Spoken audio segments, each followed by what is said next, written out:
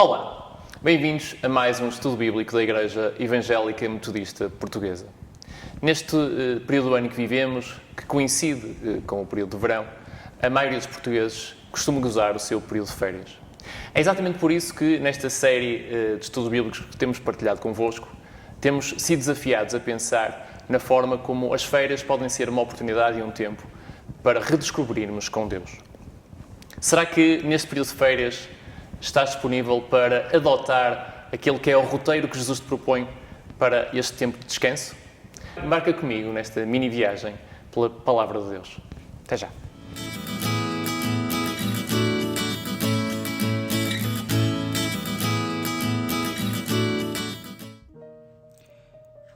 E os apóstolos ajuntaram-se a Jesus e contaram-lhe tudo, tanto o que tinham feito como o que tinham ensinado.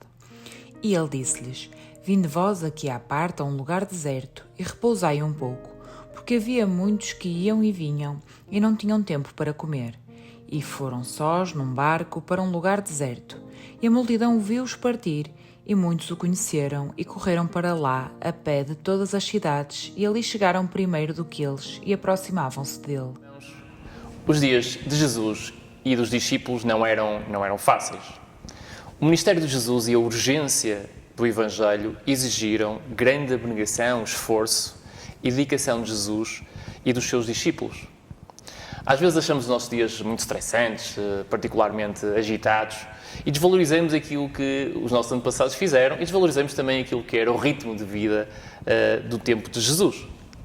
Mas para terem uma ideia, Jesus e os seus discípulos terão percorrido nos 3 anos do seu ministério público cerca de 5.000 quilómetros.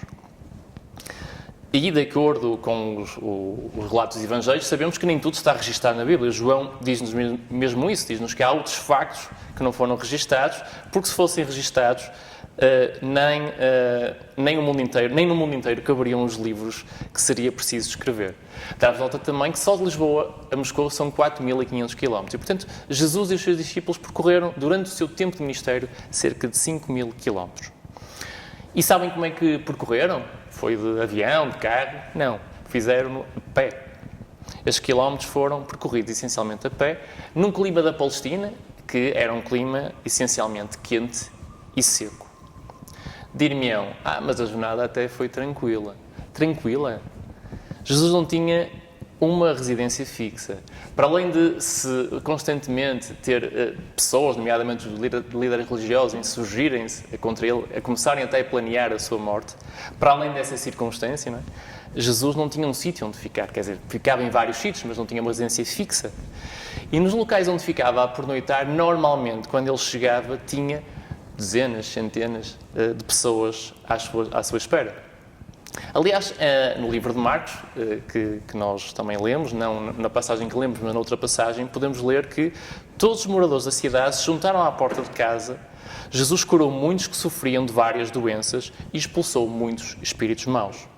Noutra passagem mais à frente diz: passados dias, Jesus entrou de novo em Cafarnaum e soube-se que ele estava em casa. Juntou-se tanta gente que não havia mais lugar em frente da porta. Ou seja, Jesus, para além de, durante o seu dia de ministério, durante o seu dia, os seus percursos que fazia com os seus discípulos nas várias povoações, encontrar diferentes pessoas, ensinar, curar, expulsar demónios, para além daquilo que era a sua atividade durante o dia, ele, quando chegava a casa, diríamos nós, finalmente descansar, finalmente comer, ele tinha pessoas à sua espera.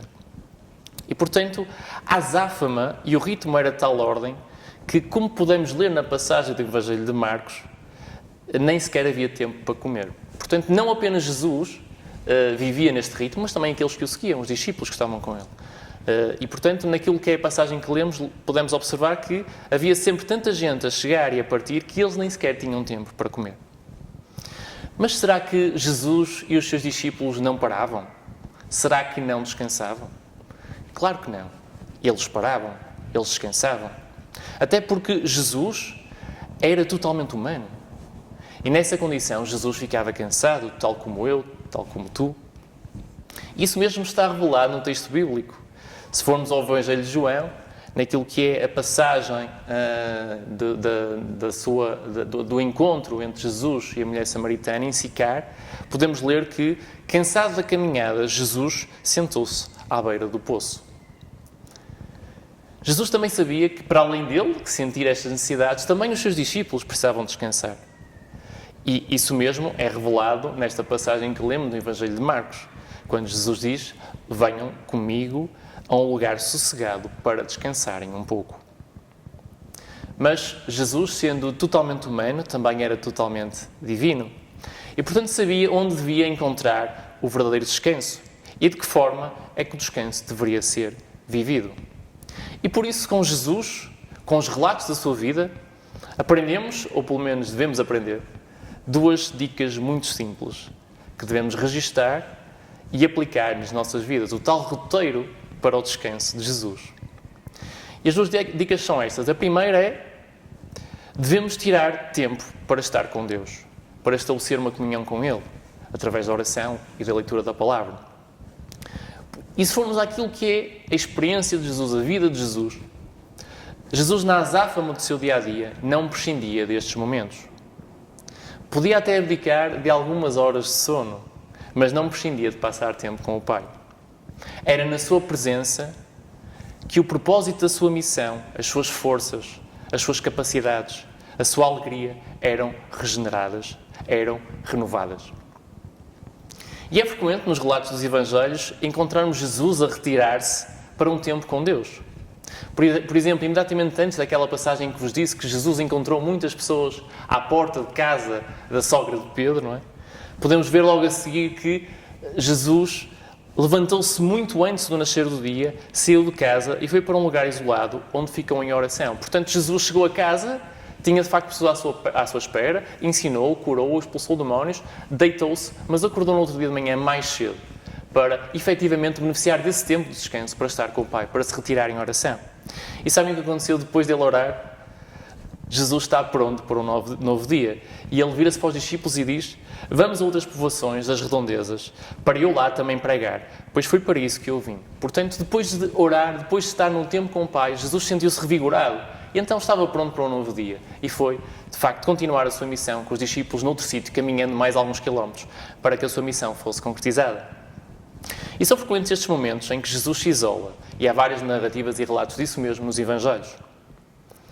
E são estas práticas e estas rotinas que Jesus vai partilhando com os seus discípulos e partilha também hoje com cada um de nós, neste mundo. Nesta passagem que lemos, no Evangelho de Marcos, Jesus ensina os seus discípulos que a melhor forma de recuperar do cansaço que estavam a sentir seria passar tempo com Ele. Ele, que era o próprio Deus. Venham comigo a um lugar sossegado para descansarem um pouco, diz Jesus aos seus discípulos. Portanto, querem recuperar, querem descansar, retirem-se comigo para um local sossegado, tal como eu faço com o meu Pai. Isto mesmo também fez com outros discípulos, nomeadamente Pedro, João e Tiago, no momento da transfiguração. Ele, efetivamente, acabou por dizer a Pedro para os acompanhar num tempo de oração, como podemos ler em Lucas, capítulo 9, versículo 28. Por isso, se queremos verdadeiramente descansar nestas férias, a primeira dica que temos que interiorizar é esta. Devemos procurar Deus, passar tempo com Ele. Dir-me-ão alguns que assistem a este vídeo: mas eu não sei como é que é de fazer isso. Não sei o que é que é dizer, não sei de que forma é que eu posso experimentar esta relação e essa presença. Ao que eu respondo: não é difícil. Basta procurar em primeiro lugar, seguindo a primeira dica de Jesus, um local tranquilo, a varanda de casa, um quarto, um jardim, a praia, um sítio tranquilo. Fechar os olhos e abrir o coração a Deus. E dizer a Deus: Senhor, ajuda-me, não sei bem o que dizer, não sei bem como devo fazê-lo, mas quero estar na Tua presença, descansar em Ti. Ajudas-me? Porque não experimentas? Esta então é a primeira dica que eu tenho deste roteiro para as férias dado por Jesus. A segunda dica é que devemos tirar tempo para estar com os outros, com a tua família, com os teus amigos e com aqueles que amas. Porque Jesus passa tempo com aqueles que ama. Passa semanas a viajar com os seus discípulos. Logicamente que o tempo é aproveitado e, como sabemos, para ensinar, para os preparar, para os envolver em missão. Mas vai também aproveitando para consolidar os laços, para consolidar a relação que tinha com eles, para consolidar esta relação pessoal que efetivamente estava a se desenvolver nesta caminhada e neste percurso. E por isso, no momento de cansaço e fadiga física, Jesus pretende passar tempo com os seus discípulos, porque ao mesmo tempo que Jesus está a dizer que devemos passar tempo com o Pai, e ele nesta frase no Evangelho de Lucas, quando diz venham comigo a um lugar sossegado e descansem um pouco, ele está a dizer que deviam passar tempo uns com os outros, deviam estar juntos, deviam fortalecer laços. E portanto, Jesus estava presente e os discípulos estavam presentes, e eles em conjunto passaram então, descansaram, estando em comunidade, estando na presença uns dos outros. Jesus também participa em casamentos e sabemos que Jesus gostava particularmente de estar com os seus grandes amigos Lázaro, Marta e Maria. E curiosamente, no episódio entre Marta e Maria, Jesus valoriza o tempo em conjunto que teve com Maria, partilhando uma conversa, partilhando aquilo que são as experiências da mãe, aquilo que são a necessidade dele contar e falar daquilo que eram os seus propósitos, os propósitos do Reino de Deus a Maria. Portanto, Jesus valorizava efetivamente este tempo em conjunto com os seus amigos, com aqueles que estavam próximos de si. E curiosamente, Jesus não passa muito tempo, nem despende muito tempo a preparar estes momentos de partilha, estes momentos em que está junto daqueles que ama. Aproveitava-os, se fosse uma viagem, fosse um encontro ocasional, fosse uma travessia de barco. Estes momentos eram aproveitados para estar com os outros, para recarregar energias e renovar as forças, para reforçar as relações. No fundo, se quisermos resumir, Jesus aplicava ao descanso os 2 mandamentos que partilhou connosco.